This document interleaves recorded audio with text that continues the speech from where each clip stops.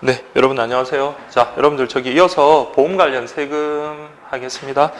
그 394페이지 보시면 보험 관련 세금이 좀 그 보험 파트에서 좀 많이 난해한 부분이기는 해요. 그래서 여러분 단순히 암기해야 되는 부분도 없지 않아 있고, 그리고 그렇다고 여기도 기출이 되지 않은 것도 아니고, 그러니까 좀 정리하기 조금 힘드시더라도 여러분들 좀 뭐 논리가 있는 게 아니니까 여러분 조금 힘드시더라도 정리하시고 좀 암기가 필요한 영역이다 이렇게 생각을 하시면 되겠습니다.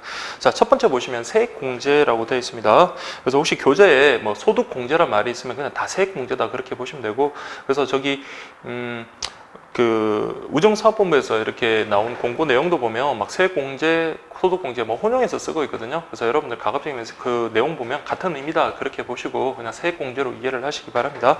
자, 세액공제라고 되어 있네요. 그래서 말 그대로 뭡니까?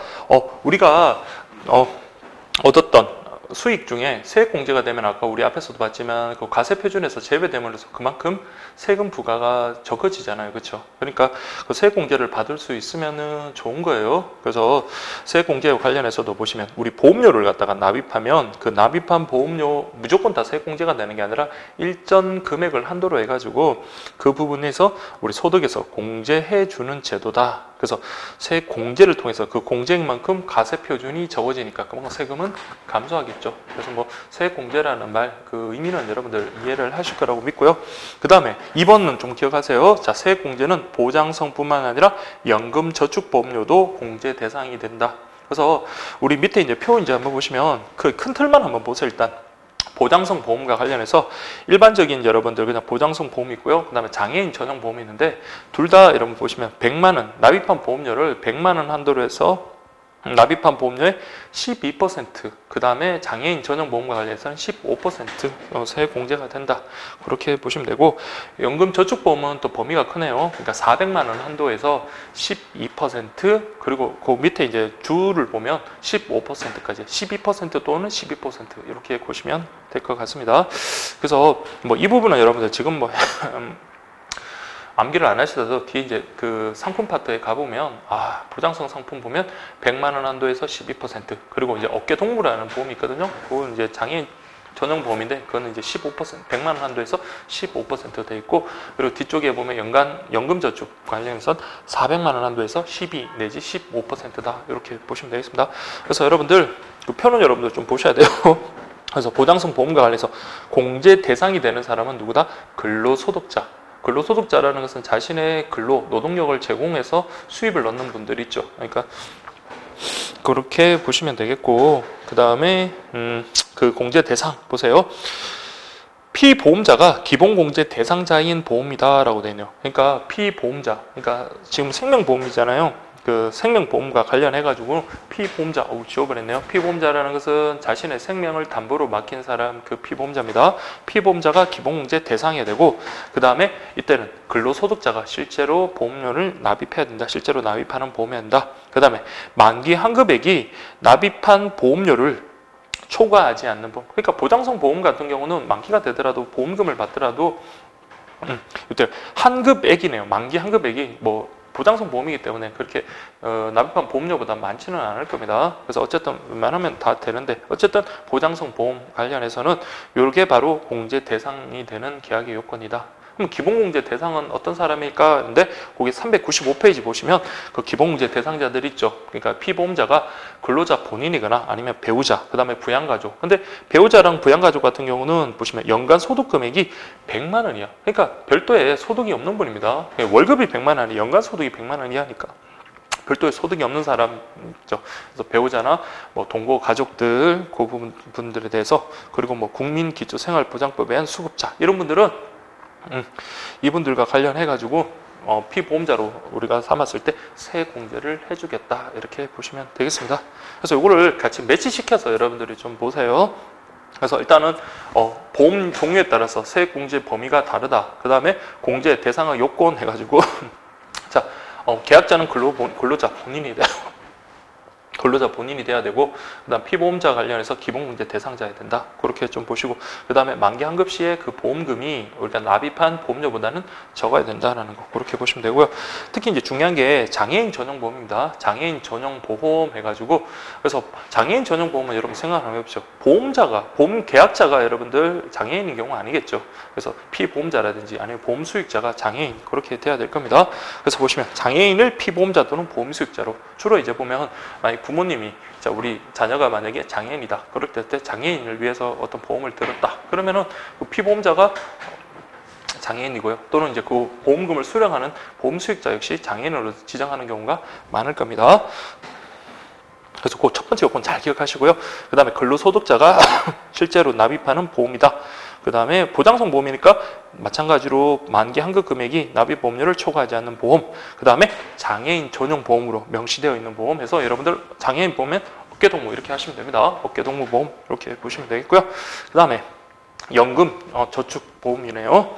그래서 이때 공제 대상은 근로소득자뿐만 아니라 종합소득자로서 연간 납입보험료, 즉 400만 원 한도에서 12%, 납입보험료의 12%, 15%인데 한도는 400만 원이다. 이렇게 보시면 되겠습니다.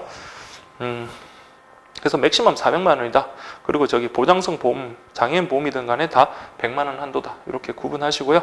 그 다음에 2001년 1월 1일 이후에 가입한 연금 저축보험에 대해서만 가능하고요. 그 다음에 연간 1,800만 원 이내에서 5년 이상 납입하는 연금 저축, 다음에 55세 이후 10년 이상 연금 지급하는 보험이라고 되어 있고요. 만약 2013년 1월 1일 이전 계약은 55세 이후 5년 이상 연금 지급이라고 되어 있는데 이 부분은 여러분들 저기 398페이지 보시면 연금저축보험 있죠. 거기 보시면 개인연금과 연금저축 해가지고 2001년 1월 1일이나 2000년 12월 31일 날을 기준으로 명칭 자체가 바뀌어버리거든요. 그래서 그것과 관련해서 여러분들 좀 정리를 하시면서 좀 비교를 하시면 되겠습니다. 그래서 예전에는 시험에 나왔는데 이번에는 그 공고해 보니까 참고라고 그렇게 되어 있더라고요. 말 그대로 참고하라는 건지 아니면 이거 시험에 나오는 건지는 모르겠지만 그래도 준비를 하셔야 되겠죠. 자, 그래서 여러분들 그 공제 대상 그거 좀 그렇게 확인하시고, 그러면 이제 하나하나 세액 공제에 대해서 여러분들 한번 보도록 하겠습니다. 395페이지 보시면 보장성 보험의 세액 공제라고 되어 있네요. 아까 100만 원 한도에서 납입 보험료 몇 %? 12% 그랬죠. 그래서 조건 해가지고 계약자는 근로자 본인 또는 소득이 없는 가족에서, 근데 어쨌든 여러분들 계약자는 근로자 본인, 소득이 없는 가족 이렇게 되고, 피보험자는 기본공제 대상자 됐습니다. 특히 기본공제 대상자 잘 기억하시고요. 세액공제 대상 보험 계약은 보장성 보험이다. 기본공제 대상자의 조건. 자, 조건 한번 보세요. 자, 이때 피보험자를 근로자 본인으로 하든지 아니면 배우자. 근데 배우자라 하더라도 이때 피보험자는 연간 소득 금액이 100만 원 이하입니다. 부양가족 같은 경우도 소득 금액이 100만 원 이하고요. 그러니까 실제로 피보험자는 소득이 없는 분이라고 이렇게 보시면 되겠습니다.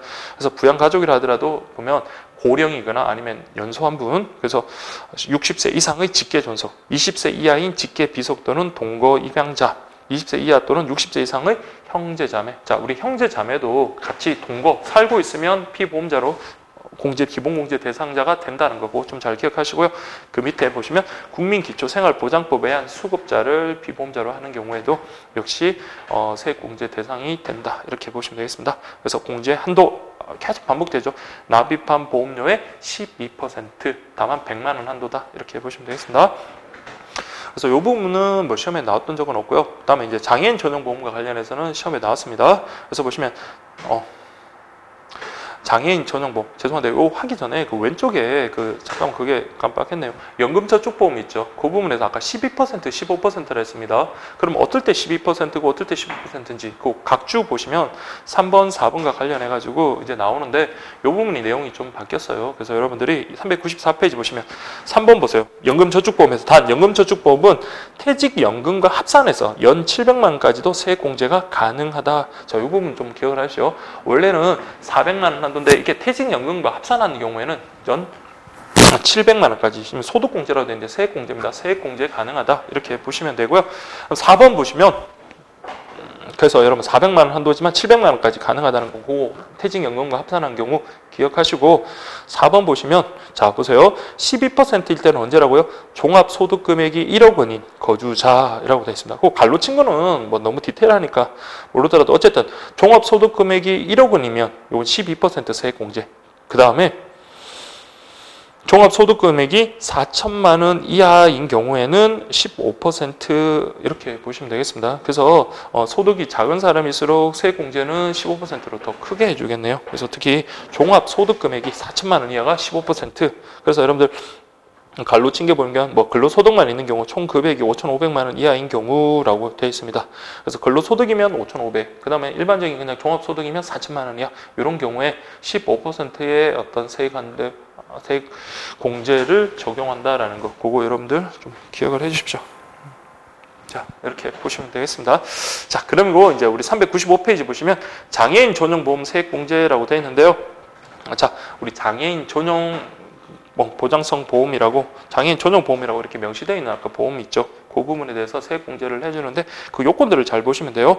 그래서 우리 15%라고 그랬고요. 자, 조건 396페이지 보시면 계약자, 근로자 본인 또는 소득이 없는 자, 특히 피보험자가 누구라고요? 기본공제 대상자 중 장애인을 피보험자 또는 보험수익자로 지정을 하게. 보험 피보험자일 뿐만 아니라 보험수익자여도 괜찮습니다. 그래서 둘 중에 하나, 피보험자나 보험수익자가 장애인이면 된다. 요거 좀 기억을 하시고, 그 다음에 여러분들 기타라고 해가지고, 자, 1번 요 시험에 나왔던 거죠. 동일한 계약건으로 자, 보장성 보험 소득공제, 장애인 전용 소득공제 둘 다 세액공제를 중복해서 받을 수는 없다라는 거 꼭 기억을 하십시오. 그래서 보장성 보험, 그다음에 장애인 전용 세액공제를 중복으로 받는 것은 안 된다. 그렇게 보시면 되고요. 그 다음에 2번 아까처럼 장애인 전용 보장성 보험으로 표시된 보험 이렇게 되어 있는, 그렇게 어렵지는 않죠. 그래서 보장성 보험은 그렇게 보시면 되는데, 이제 여러분들 이제 어려운 게 이제 저축성 보험과 관련되는 그 세금 관련해서 한번 보셔야 되는데, 요 내용도 여러분들 말은 되게 복잡한데 그 뒤에 이제 연금 저축에 비하면 좀 간단합니다. 그래서 요거를 교재 자체가 여러분들 뭐 이렇게 나와가지고 조금 어렵긴 한데, 그래도 제가 조금 이제 구분하시라고 음영 처리 좀 이렇게 해드렸는데 오늘 좀 잘 보세요. 자, 첫 번째 보시면 저축성 보험과 관련해서는 자, 뭐라고 되어 있나요? 2017년 4월 1일 이후 계약의 경우, 자, 다음의 요건에 해당할 때는 이자 소득에 대해서 과세를 하지 않겠다. 비과세. 비과세? 그럼 비과세 요건 한번 잘 보세요. 1번 보시면 이렇게 됐습니다. 보험료 합계액이 어떤 경우요? 1억 원 이하인 보험계약으로서 만기일 또는 중도 해지일까지 기간이 10년 이상인 경우, 그러니까 1억 원 이하입니다. 기존에 2억 원이었던 것 같은데 1억 원으로 바뀌었어요. 1억 원 이하고 만기일이 10년. 이거 딱 정리하시고, 저축성 보험은 이자 소득의 비과세는 1억 원 이하의 10년 이상이다. 이렇게 좀 기억을 하십시오. 그래서 요게 이제 기본이고요. 근데 그 관로는 뭐라고 했어요? 월 적립식 저축보험과 종신형 연금보험 같은 경우는 이 요건이 적용되는 게 아니라는 겁니다. 그래서 밑에 2번, 3번 보시면 2번에 뭐라고 되어 있어요? 월 적립식 저축성 보험이 비과세되는 요건, 3번에는요 종신형 연금보험이 비과세되는 요건, 따로 정리하셔야 돼요. 그래서 일반적인 그 저축성 보험 같은 경우는 1억 원 이하 10년 이상 그렇게 보시면 돼요. 그래서 뭐 단서는 뭐 보시면 만기일 또는 중도 해지일까지 기간이 10년 이상이지만 10년이 경과하기 전에 보험료를 확정 기간 동안 연금 형태로 받는 경우는 안 되겠죠. 그때는 과세된다. 뭐 그거는 여러분들 가볍게 보시고, 어쨌든 1억 원 이하 10년 이상. 자, 우리 그렇게 만기일이 10년 이상 만기일이 10년 이상이다는 거 그렇게 보시면 되고요. 그다음에 이제 예외가 첫 번째가 월 적립식 저축보험이네요. 그래서 이 부분 여러분들 좀 구분하시면 돼요. 자, 아까 요거는 똑같습니다.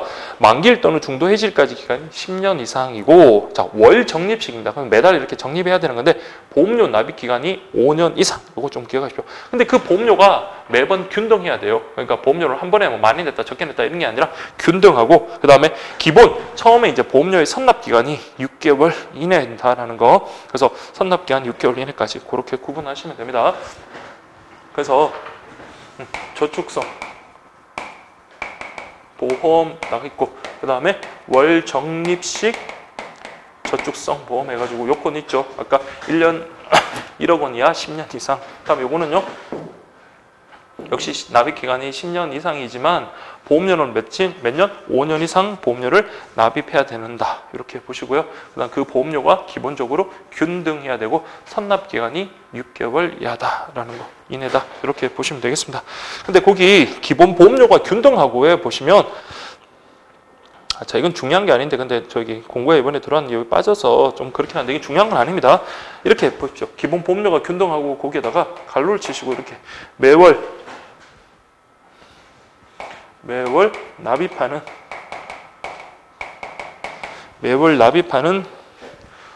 기본 보험료의 뭐라고 했나요? 한 배 이내 증액 가능이라고 되어 있습니다. 그래서 원래는 기본 보험료가 균등해야 되는데, 자, 보험료가 좀 달라질 수는 있어요. 그러니까 한 배 이내에 증액 가능이라고 되어 있으니까 요걸 그냥 표현만 하십시오. 매월 납입하는 기본 보험료의 한 배 이내는 증액이 가능하다. 그것도 역시 기본 보험료가 균등화하는 것으로 봐서 그 이자 소득에 대해서 비과세하겠다. 그런 내용이 들어갔으니까 그것 좀 보십시오. 그래서 요건 그렇게 4가지 보시면 됩니다. 그래서 보험 기간이 만기일까지 10년 이상이고요. 보험료를 5년 이상 납입해야 되고, 기본 보험료가 균등해야 되고, 선납 기간이 6개월 이내야 된다. 그게 바로 월 적립시저축보험의 이자 소득이 비과세되는 요건이다. 그렇게 보시고요. 그다음 세 번째 보시면, 자, 종신형 연금보험이네요. 종신형 연금보험이라고 되어 있는. 그러니까 종신형 연금보험과 관련해서, 자, 우리 비과세 되는 요건 보세요. 만 55세 이후부터 사망 시까지 종신이니까요, 수령하는 연금으로서, 근데 연금을만 받아야지 연금 이외에 뭐 보험금이나 뭐 어떤 수익 이런 형태로 지급을 하면 아니 됩니다. 그러니까 그런 식으로 지급되면 이자 소득에 대해서 우리 과세된다. 이렇게 보시고요. 그다음 세 번째가 사망 시 계약이나 연금 재원이 소멸. 그러니까 종신이니까 사망해버리면 보험 계약이 완전히 끝나버리는 거. 그런 계약이다. 그 다음에 계약자, 피보험자, 수익자가 모두 동일한 계약으로서 중요합니다. 최초 연금 지급 개시 이후에 중도 해지가 불가한 계약이다. 그래서 이거는 별도로 좀 정리를 하셔야 되겠죠. 저축성 보험의 그 비과세되는 요건, 그 다음에 월정식 보험의 비과세되는 요건 정리되셨죠? 그 다음 마지막으로 종신형 연금보험 같은 거 어렵지 않습니다. 한번 읽어보시면 돼요. 만 55세 이후부터 연금을 수령해야 되는 거고요. 언제까지? 사망할 때까지 수령해야 되고, 연금만 받아야지 다른 형태로 돈을 따로 받아서는 비과세 되는 거 아니고요. 그 다음에 사망되는 순간 우리가 어떤 계약이라든지 모든 것들이 소멸하는 거고, 그 다음에 계약자, 피보험자, 수익자가 모두 동일한 계약으로서 중도 해지가 불가한 거. 이해되시겠죠? 이럴 경우에 뭘 해주겠다? 이자 소득에 대해서 비과세 해주겠다. 그렇게 보시면 되겠습니다. 자, 그렇게 보시고, 그 다음에 뭐 CF라고 되어 있는데, 자, 보시면, 이게 첫 번째 기출됐어요. 보세요. 이거 어렵게 나왔네요. 2004년도 1월 1일부터 2013년 2월 14일 때 계약은 10년 비과세 기간 적용한다. 이렇게 되어 있네요. 그러니까 이게 뭐냐면, 요때 체결한 우리 종신형 연금보험에 대해서는요, 10년 이상 유지했을 때 비과세가 된다. 이렇게 보시면 돼요. 이따가 기출 한번 확인하시겠는데, 자, 그리고 2001년 1월 1일부터 2003년 12월 31일 날 계약은, 자, 10년보다 적습니다. 7년 이상 계약을 유지했을 때 그때 비과세 적용된다. 그렇게 보시고요. 그다음 98년 4월 1일부터 2000년 12월 31일은 5년 이상 계약을 유지했을 때 비과세가 적용된다. 그러니까 그 자체가 그냥 말만 이렇게 그 이상 유지시란 말이 빠져갖고 이거 자체로는 무슨 말인지 좀 헷갈리기가 쉬운데, 이렇게 계약을 유지했을 때 비과세가 적용된다. 이렇게 좀 보시면 되겠습니다. 자, 그렇게 보시고, 그래서 주요 내용과 관련해서 한번 보시면 보험 차익이란 뭡니까? 내가 받았던 보험금에서 내가 낸 보험료를 뺀 게 바로 보험 차익이죠. 그만큼 수익을 낸 거잖아요. 그래서 보험금에서 납입한 보험료를 뺀 거다. 근데 이제 중간에 해지를 했다면 보험금을 받는 게 아니라 해약 환급금을 받으니까 해약 환급금에서 납입 보험료를 뺀 거다. 그래서 과시 시기 관련해서 언제나 원천 징수합니다. 돈을 돌려주고 난 다음에 세금을 걷어들이는 게 아니라 세금부터 떼고 그냥 돌려준다. 이렇게 보시면 되겠고요. 그래서 이자 소득 일반 세율, 이자 소득 우대 세율, 일반 세율 변천사, 우대 세율 변천사인데 그 3번, 4번 정도만 보시면 돼요. 그래서 일반 세율이라는 것은 우리가 15.4%라는데 그 이자 소득세가 14%, 그리고 주민세가 여러분들 1.4% 이렇게 보시면 되고요. 그 다음에 이자 소득 우대 세율은 9.5%인데 이건 현재 삭제됐다. 이렇게 뭐 큰 의미는 없습니다. 그래서 변천사는 안 보셔도 됩니다. 변천사 그러니까 예전에 그 쇼트랙 우리 금메달 땄던 분 이름이랑 똑같은 것 같은데요. 제가 뭐 제 기억이 잘못됐는지 모르겠지만 그런 것 같아요. 어쨌든 뭐 변천사는 여러분들 안 보셔도 될 것 같아요. 그래서 지금 이자 소득과 관련 일반 세율은 15.4%. 그래서 우리 앞에서 금융상품 공부할 때 뭐 그런 거 있잖아요. 보통 예금 같은 저축 예금 관련해서 일반 가세하고 비과세 중에 선택이 가능하다. 다만 우체국은 일반 가세만 적용된다. 뭐 그렇게 봤던 거 있죠. 그래서 일반 가세가 15.4%다. 그렇게 봤었습니다. 자, 그래서 여러분들 이제 여기 이제 연금저축보험인데 이 부분이 지금 398페이지부터 400페이지인데 이 부분이 이제 가장 많이 어렵고 조금 암기가 힘든 부분이긴 한데 자, 한번 뭐 정리해야죠. 자, 보세요. 세금 혜택 연금보험과 세금 비혜택 연금보험의 비교라고 하는데 우리 뭐 이걸 정리를 할게. 자, 세제 혜택이라고 되어 있는 건 세액공제 가능한 거다고 보시면 되고 세제 비혜택이라는 것은 세액공제가 안 되는 거 이렇게 구분하시고요. 그러면은 세액공제가 가능한 거는 우리 아까 봤지만 400만 원 한도, 물론 퇴직연금하고 합산하면 700만 원까지 이제는 뭐 세액공제가 되겠지만 400만 원 한도에서 12% 내지 15% 그렇게 봤었습니다. 세제 비혜택 연금보험이라는 것은 세액공제가 안 된다. 이렇게 딱 보시고요. 그 다음에 이제 밑에 보세요. 근데 중간에 우리가 해지를 했다. 해지를 했으면 뭐가 적용된다고요? 기타 소득세라고 해가지고 16.5%가 적용된다. 그래서 여러분들 보십시오. 세제 혜택 연금보험에서 해지하면 기타 소득세 16.5% 그렇게 좀 정리를 해가지고 하셔야 돼요. 그렇게 보시고 단서도 보셔야 돼요. 그냥 일반적으로 해지하면 기타 소득세 16.5%가 적용되지만 부득이한 사유로 해지할 때는 그때는 밑에 있는 그 연금 수령할 때 적용하는 연금 소득세 있죠. 그게 이제 5.5에서 3.3 나이에 따라 차등적으로 적용됩니다. 이게 적용된다. 그러니까 부득이한 경우에 해지하는 경우에는 우리가 16.5%까지는 아니라 3.3, 4.4, 5.5 이런 식으로 그렇게 적용 분리과세 하겠다. 이해되시겠나요? 자, 그렇게 정리하시고 그 다음 오른쪽에 거는 뭐 보험 차익과세 15.3 일반 과세 그냥 그대로 적용하네요. 그래서 양자를 그렇게 좀 정리를 하시고 그 다음에 이제 연금 수령. 연금 수령이라는 것은 일종의 소득으로 그렇게 봅니다. 그래서 보시면 연금 수령일 나이에 따라서 연금 소득의 원천 징수해서 중복할 때는 여러분 체크를 할게요. 낮은 세율을 적용한다. 55세 이상 70세까지는 5.5, 70세에서 80세 그리고 종신연금형 같은 경우는 4.4 그 다음에 80세 이상은 3.3 여기까지 좀 정해야죠. 이때 낮은 세율 중복. 그래서 만약에 58세인데 종신연금형이다. 그러면 5.5, 4.4면 4.4 이거 적용한다 이런 말입니다. 그래서 낮은 세율을 적용한다. 반면에 자 보세요. 세제 비혜택 연금 같은 경우는 세액공제 못 받았잖아요. 그래서 이때는 뭐다? 연금 수령할 때 따로 연금 소득세 적용하지 않는다라는 거. 그거 여러분들 체크를 하십시오. 머릿속에 정리되죠? 표.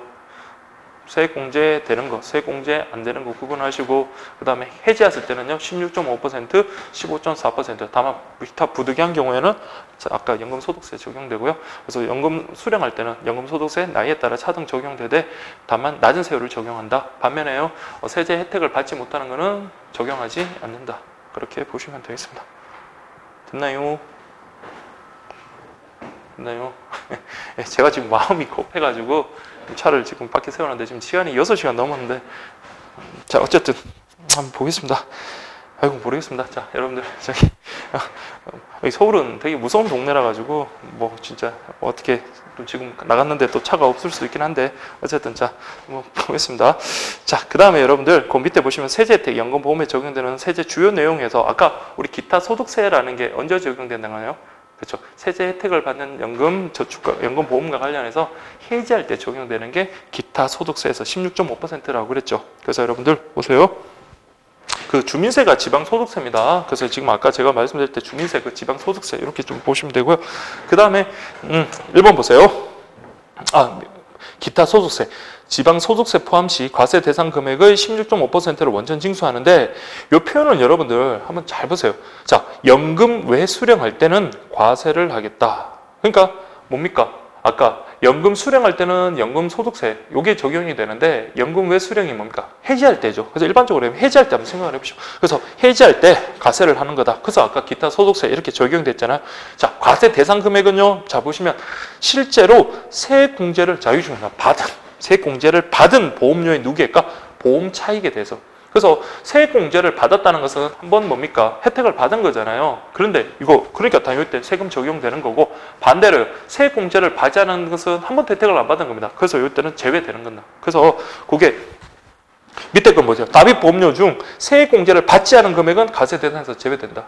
자, 말장난에 속히 쉬우니까 잘 기억하십시오. 그래서 우리 기타 소득세가 적용되는 거는 자, 우리 과세 대상 금액은 뭐라고요? 실제 세액공제를 받은 받지 않은 세액공제를 받았으니까 세금 부과하겠다는 겁니다. 그래서 세액공제를 받은 거에다가 보험 차익이 있죠. 그러니까 내가 벌어들인 이익, 그 부분에 대해서는 과세를 하겠다. 기타 소득세 16.5. 근데 실제로 세액공제를 받지 않은 보험료 금액에 대해서는 뭡니까?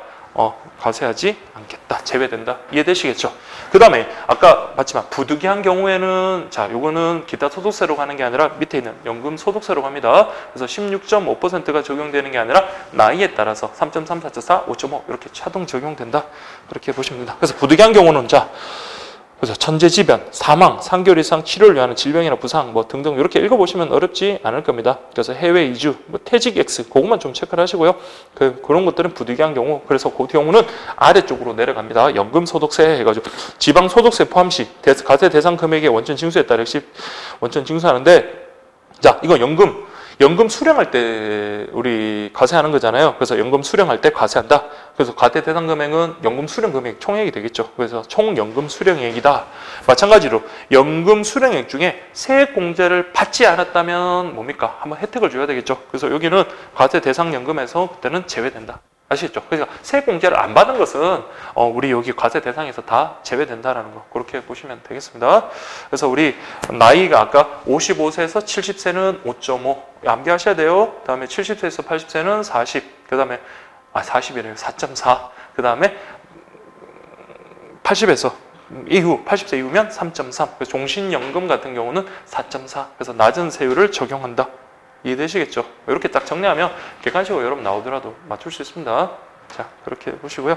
그 다음에 개인연금과 연금저축에서 참고로, 이번에는 참고로 이렇게 나왔더라고요. 근데 실제로 08년도에 기출이 됐던 거니까 한번 비교를 하십시오. 그래서 이거 똑같은 내용인데, 똑같은 건데, 이제 요건 적중과 달라졌습니다. 그래서 가입기간 보세요. 2000년 12월 31일, 그 다음에 2001년 1월 1일, 그에 따라서 구분되고요. 자, 가입 대상. 그래서 제가 일부러 굵은 글씨를 오른쪽에만 해놨는데, 오른쪽 거면 잘 기억하십시오. 지금 이제 우리가 적용되는 게 연금저축 신개인연금이라고 돼서, 자, 예전에는 성년만 가입됐다면, 지금은요, 만 0세 이상 어린아이부터 태어나자마자 가능합니다. 그 다음 납입금액도 예전에는 분기당 300만 원이었다면, 지금은 연간 1,800. 금액이 더 늘어났죠. 분기당 300이니까 1년에 1200이잖아요. 근데 지금은 1800까지고요. 납입기간이 줄었습니다. 5년 이상. 그 다음에 지급조건은 55세 이후부터 10년 이상 연금 수령. 그 다음에 세액공제 12%, 15%.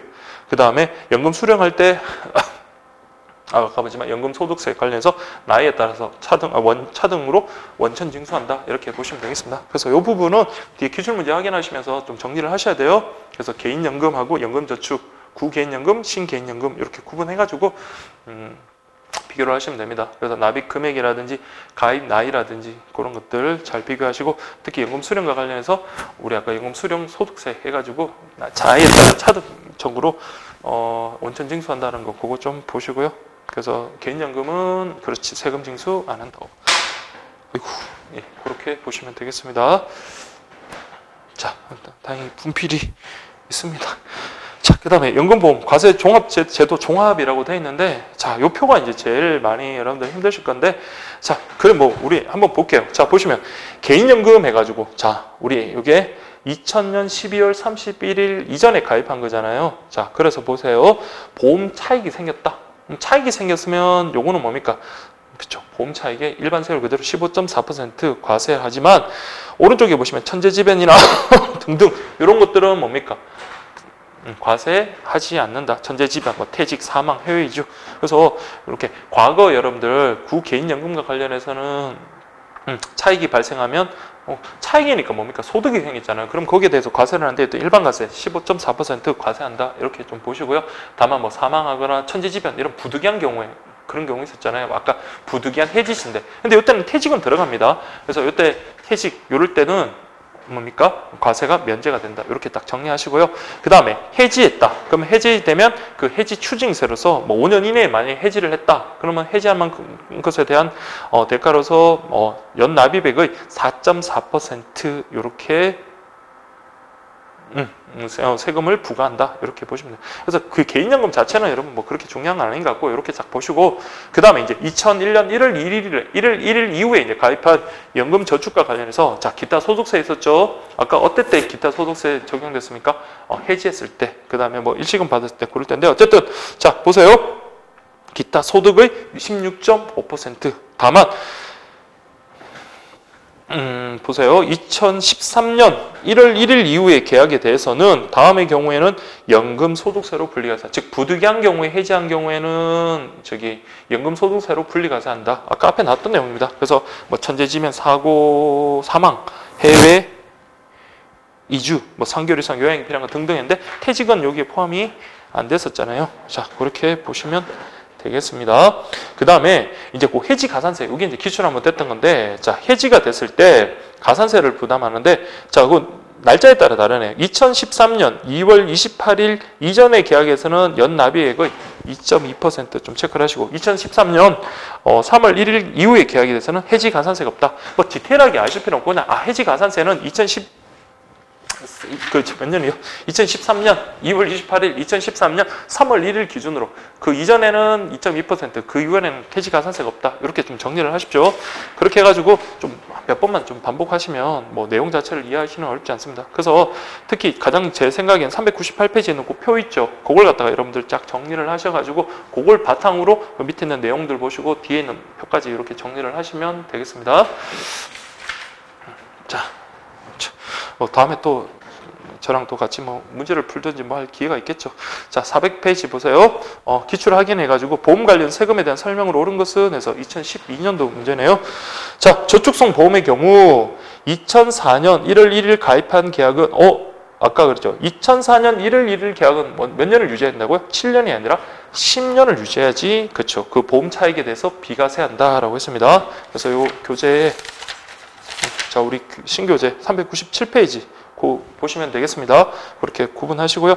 다음 2번 연금저축보험의 경우 5년 이내 해지된 모든 계약은 그랬네요. 해지 가산세 나왔을 때 아까 우리 뭘 기준으로 2013년 2월 28일 이전이냐, 2013년 3월 1일 계약이냐에 따라서 2013년 2월 28일 이전이면 그 해지 가산세에서 2.2%, 그 이후로는 가산세 물지 않는다 그랬잖아요. 이 디테일하게 이렇게 나왔네요. 그래서 2번도 틀렸습니다. 3번은요. 장애인 전용 보험 경우 동일한 계약건으로 보장성 보험 소득 공제와 중복해서 장애인 전용 보험 소득 공제를 받을 수 없다고 했습니다. 하나만 받아야 된다 그랬어요. 그럼 4번 보세요. 보장성 보험의 경우 기본 공제 대상자를 피보험자로 하여, 맞죠? 연간 100만 원 한도, 그렇죠. 납입한 보험료의 12%, 다만 한도는 100만 원이다. 그래서 근로소득공제를 받을 수 있다. 이렇게 시험에 나왔습니다. 그래서 시험에 뭐 소득공제, 세공제 나오면 다 그냥 같은 의미로 그렇게 이해를 하시면 돼요. 정답은 4번. 그 다음에 401페이지. 보기 연금저축에서 신개인연금 2001년 1월 1일 날 가입한 가입 기준으로 내용 중 옳은 것을 모두 고른 것은 이라고 되네요. 기업번 만 14세 이상이 아니라 0세 이상이죠. 기존에 20세 이상에서 0세 이상으로 바뀌었고요. 분기당 300만 원이 아니라 우리 아까 연간 1,800만 원 그랬고요. 납입기간 5년 맞네요. 기존에 10년 이상에서 5년 이상 그래서 맞고요. 다음에 연금 수령할 때 우리 연금소득세 원천 징수합니다. 그래서 나이에 따라 차등 징수한다. 자, 50세가 아니라 55세부터 이렇게 됐고요. 다음 연간 납입액의 40%의 소득공제 72만 원, 40% 너무 많네요. 그래서 우리 400만 원 한도로 12 내지 15% 이렇게 가면 되겠습니다. 그래서 정답은 2번 이렇게 가면 돼요. 자, 여기까지가 여러분들 그 내용이고, 그 다음에 생명보험 용어 해설 있죠. 자, 여기 보시면 자, 제가 그 밑줄 친 것들 위주로만 보시면 됩니다. 원래 다 봐야 돼요. 다 봐야 되는데 다른 내용들은 여러분들 계속 이렇게 중복되는 거, 그래서 헷갈리는 것들 위주로 여러분 제가 좀 체크를 해놨으니까 보시면 첫 번째 기억번 보시면 그 가입 나이 그 체크한 거. 자, 이때 가입 나이라는 것은 보험 계약자의 나이냐, 피보험자의 나이냐, 그걸 여러분들 좀 잘 보셔야 돼요. 그래서 보시면 뭐라고요? 보험 계약자 나이가 아닙니다. 피보험자의 나이다라는 거, 그걸 좀 기억을 하시고, 그 다음에 뭐 나이 같은 경우는 뭐 절상한다, 뭐 그렇게 좀 보시면 되겠습니다. 그 다음에 가입 제한에 보시면 좀 밑줄 친 게 뭐 많지는 않은데 어차피 뒤 중복되는 것들은 제가 그냥 안 했습니다. 그래서 우리나라 상법은 생명보험은 아까 제가 처음에 이제 보험할 때 말씀드린 15세 미만에 대해서는 생명보험 계약의 피보험자로 가입할 수 없다. 그게 무효입니다. 자, 그렇게 쭉 보시면 되겠습니다. 그래서 밑줄 친 거 위주로 여러분들이 좀 보시고, 나머지 것들은 여러분들 그 기본 교재에 나와 있는 거 그냥 용어 자체를 갖다가 그렇게 쭉 해설해 놓은 거거든요. 그래서 그렇게 좀 보시면 되겠습니다. 그 다음에 여러분 404페이지 보시면 그거 하나 볼게요. 자, 404페이지 보시면 그 변액보험 관련해서 아까 보험료 중 저축보험료를 따로 분리해가지고 아까 우리 변액보험료 했습니까? 뭐 주식이나 채권에도 투자하는 거라 그랬죠. 그래서 저축보험료를 따로 해서 투자를 하는 거다. 그 다음에 그 보험료 납입 유예기간. 자, 여기 중요합니다. 보험료가 납입되지 않은 채 납입기일이 경과되었다. 보험료 납입 안 됐으면, 자, 빨리 보험료 내라고 최고를 하겠죠. 근데 언제까지요? 납입기일로부터 납입기일이 속하는 달의 다음 달입니다. 다음 달이 아니라 달의 다음 달 말일까지 유예기간을 주고 그때까지 안 내면 뭡니까? 보험계약 해지할 수 있는 겁니다. 다음 달이라는 거. 그거 여러분들 좀 보시고요. 그 다음에 보험수익자 그 부분 밑줄 친 거 한번 확인하시고요. 뒤에 나오지만 보험수익자는 누가 지정변경? 보험계약자가 지정변경한다. 다만 이때는 피보험자의 동의가 필요하다 그랬죠. 왜요? 보험수익자가 아까 뭐 조폭이다 아니면 무서운 사람이다 이렇게 돼버리면 피보험자의 위험도가 증가하기 때문에 그렇다라는 거 그렇게 보시고요. 그 다음에 이제 여러분들 나머지 것들은 쭉 한번 그 기출 표시됐던 것들이 있죠. 그런 것들을 한번 보십시오. 그 다음에 407페이지 보시면 역선택이라고 되어 있는데 여기 이제 2014년도 여기도 기출됐던 거네요. 그래서 이 부분 특히 역선택이라는 거 보세요. 보험계약의 승낙 여부를 결정하는 것을 계약선택이라고 하는데 자 우리 아까 보험계약 청약은 보험계약자가 하고요. 승낙은 누가 하는 거다? 보험자, 즉 보험회사가 하는 겁니다. 그래서 최신간서가 행하는 것인데 반해 보험금 지급 사유 발생 확률이 높은 위험을 갖고 있는 사람이 자진해요. 보험금 수령을 목적으로 가입함으로써 최신간서가 불리해지는 그런 경우 이때 보세요. 역선택에 의한 위험이 동일 보험단체에 집중하면 대수의 법칙에 의한 위험이 무너지고 보험사업 경영의 기초가 영향을 받게 되므로 최신간서는 역선택 방지에 노력하고 있다. 그래서 보험 그 사고 발생의 가능성이 높은 사람이 스스로 막 가입하려고 막 그렇게 하는 경우 있잖아요. 그때는 우리 보험 계약을 승낙해야 되는 우리 보험자 즉 여기 우체국 보험 같은 경우는 최신 간서에서 그런 것을 방지하기 위해서 노력한다 그런 말입니다. 자, 그 다음에 다른 내용들을 한번 쭉 읽어 보십시오. 자, 읽어 보시고 그 밑줄 친 거 위주로 해가지고 여러분들 좀 읽어보시면 되겠습니다. 그래서 희역번까지 해가지고 여러분들 그 밑줄 친 것들 있죠. 그렇게 확인하시면 되겠습니다. 자, 그렇게 보시고 그 다음에 이제 410페이지 보시면 그 아까 그 보험용어 설명과 관련해서 순수한 보험용어 설명이 나왔던 문제는 이 문제예요. 자, 보시면 보험계약의 승낙 여부를 결정하는 것을 아까 승낙 여부 결정 역선택 그랬죠. 계약선택 그렇죠. 계약선택, 역선택. 그래서 이는 누가 행하는 거라고요? 최신간서가 행하는 것으로서 보험지급 사유가 발생 확률이 높은 위험을 갖고 있는 사람이 자진하여 보험금 수령을 목적으로 가입함으로써 누가요? 그렇죠. 최신간서가 불리해지는 경우 해가지고 정답은 3번 이렇게 하면 되겠습니다. 자, 마음 같아서 좀 보험 상품 전까지 좀 끝냈으면 좋겠는데 아휴 다음 시간에 또 해야 되겠네요. 자, 다음 시간에 이제 진짜 마지막이네요. 보험계약법 해가지고 그 내용들, 이론들 보고 그 다음에 이제 양이 어마어마하게 많네요. 그 보채국 보험상품 종류 파트까지 해가지고 마무리하도록 하겠습니다. 자, 오늘 여러분들 수고 많으셨어요. 자, 열심히 하시기 바랍니다. 고맙습니다.